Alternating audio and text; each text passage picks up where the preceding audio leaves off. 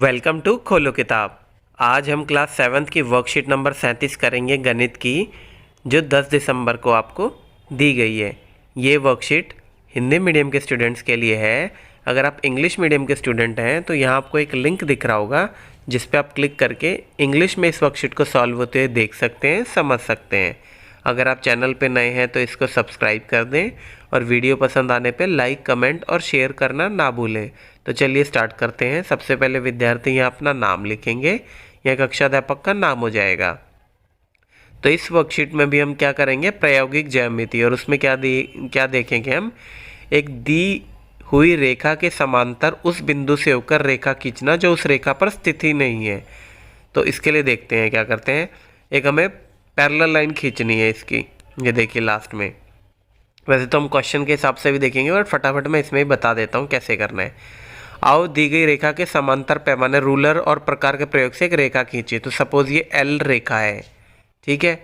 अब उस पर आपके बाहर कोई बिंदु ले लिया ए, ठीक है। अब ए बिंदु को इस लाइन पे कोई भी एक जगह बिंदु ले लो बी, उसको मिला दो, रूलर से मिला दो या फुटे से, ये इस टाइप की लाइन बन जाएगी।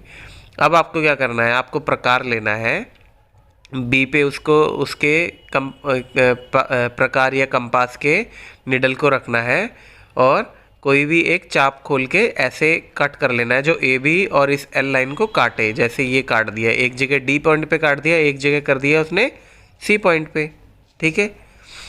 अब क्या करना है आपको, जितना आपने उसको खोला था बी पे रख के, उसी को खोले हुए ए पॉइंट से एक ऐसे आर्क भी लगा देना है। जैसे उसको बोलेंगे आर्क, सपोज ई एफ हमने मान लिया, ये जी से होता है गया, सेम उसको ज़्यादा नहीं खोलना, सेम जितना खोलना है उतने पे ही। अब उसके बाद आपने क्या करना है, सी बिंदु लेना है, प्रकार के नुकीले हिस्से को सी बिंदु पर रखे और इसे खोलकर इस प्रकार रखे कि पेंसिल की नोक डी पर रहे। मतलब ये देखो, सी पे प्रकार और पेंसिल की नोक इतना आपको खोलना है, सी डी जितने आर्क जितनी जगह, ठीक है। अब आपको ए पे वो रख के और ई एफ जो है उस पे से कट लगाना है, उसको ज़्यादा या कम नहीं खोलना। एच पॉइंट पे, एच पॉइंट पे आपने कट लगा लिया, जी को केंद्र पे रख के, जी जो पॉइंट है आपका, ए नहीं, जी पॉइंट को केंद्र पे रख के और एच पे आपको एक कट लगा देना है। ये आपका एच हो गया।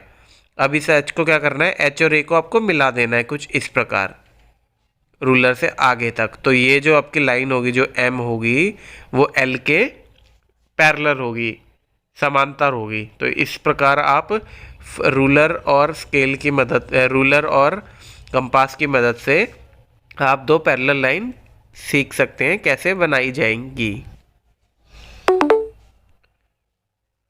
तो अब ये जरा सोचने वाली बात है, क्या पूछ रहा है, क्या इस प्रकार की रचना में बराबर एकांतर अंत कोण बनाने के स्थान पर बराबर संगत कोण हो सकते हैं? तो जी हाँ, ये हम देखेंगे प्रश्न नंबर 2 में भी। आओ अभ्यास करें। पहला क्या है, एक रेखा मान लीजिए ए बी खींचिए और इसके बाहर स्थित कोई बिंदु सी लीजिए।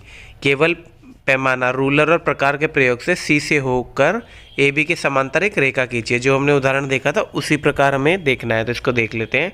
पहले एक लाइन खींच लीजिए ए बी, ये ए बी आपने लाइन खींच ली और सी बिंदु है बाहर ले लिया है।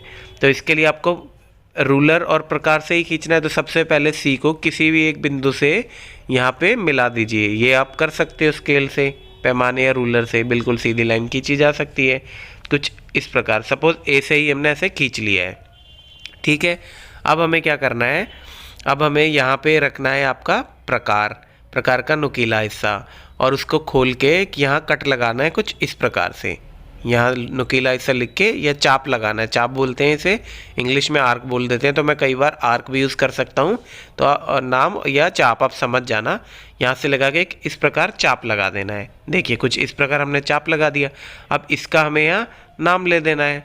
सपोज़ यहाँ हमने लिख दिया डी और ई, तो जो चाप हमने इतने खोल के लगाई थी उतनी ही खोली हुई, ना उससे कम ना ज़्यादा। यहाँ सी पॉइंट जो था उस पर भी रख के आपको एक इसी प्रकार चाप लगा देनी है।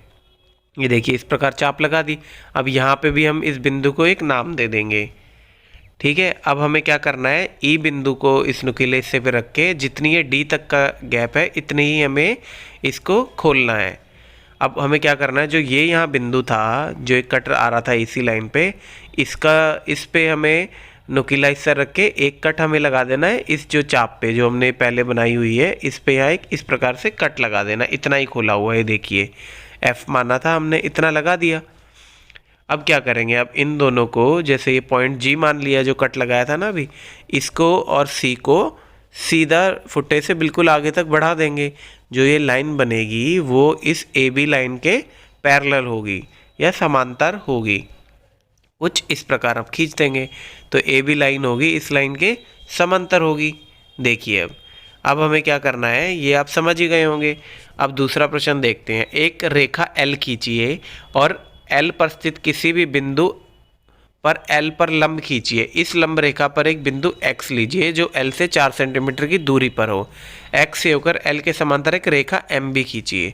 तो इसमें हमें दो चीज़ करनी है। सबसे पहले हमें क्या करना है, एक लंब खींचना है, मतलब परपेंडिकुलर खींचना है। सबसे पहले हम रेखा खींचेंगे L, ये आपकी L रेखा हो गई। इसमें भी हमें सिर्फ रूलर और कंपास से ही ये बनाना है सब कुछ।